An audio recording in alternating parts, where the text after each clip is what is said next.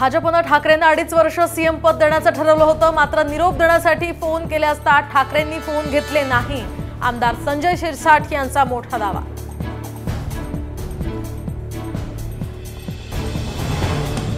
अजित पवारांचे शिलेदार होणार शरद पवारांचे उमेदवार। निवडणुका लागताच अनेक नेते तुतारी फुंकणार। अजित पवारांना मोठे धक्के बसण्याची शक्यता। पुसद विधानसभा मतदारसंघामध्ये 2 नायकांमध्ये रंगणार सामना। महायुतीकडून इंद्रनील नाईक तर महाविकास आघाडीकडून ययाती नाईक या दोन्ही बंधूंमध्ये सामना होण्याची दाट शक्यता। प्रियंका गांधींकडून महायुती सरकारवर भ्रष्टाचाराचे आरोप तर रत्नागिरीमधील रेल्वे स्थानकाचं छत उद्घाटनाच्या आधीच कोसळल्याचा व्हिडिओ शेअर। महाराष्ट्रातील जनता लवकरच हिशेब करणार असा थेट इशारा।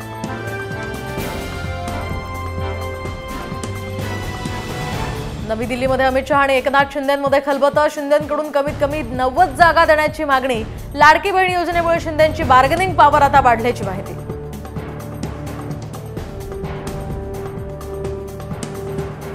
भाजपला पाठिंबा दिलेले आमदार रवी राणा शिवसेनेच्या विरोधात प्रचार करणार।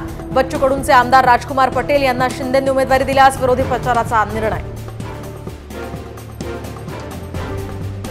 नाना पटोलेंचं निवडणूक आयोगाला स्मरणपत्र। राज्याच्या पोलीस महासंचालकपदी रश्मी शुक्लांना बेकायदेशीरपणे मुदतवाढ दिल्याचा पटोलेंचा आरोप तर निवडणुकीपूर्वी शुक्लांची हकालपट्टी करण्याची सुद्धा मागणी। महाविकास आघाडीमध्ये 240 जागांवर सहमती, मात्र विदर्भ आणि मराठवाड्यातील जागांचा पेच अद्यापही कायम। सूत्रांची माहिती तर उर्वरित 44 जागांचा तिढा कधी सुटणार याकडे लक्ष।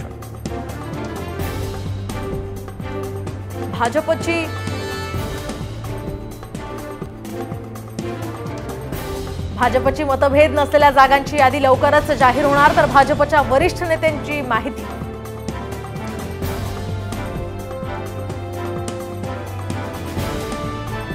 सत्तेत असलेल्या सरकारचा पायाच मुळात भ्रष्टाचारी। काँग्रेस आमदार अमित देशमुख यांची महायुती सरकारवर सडकून टीका।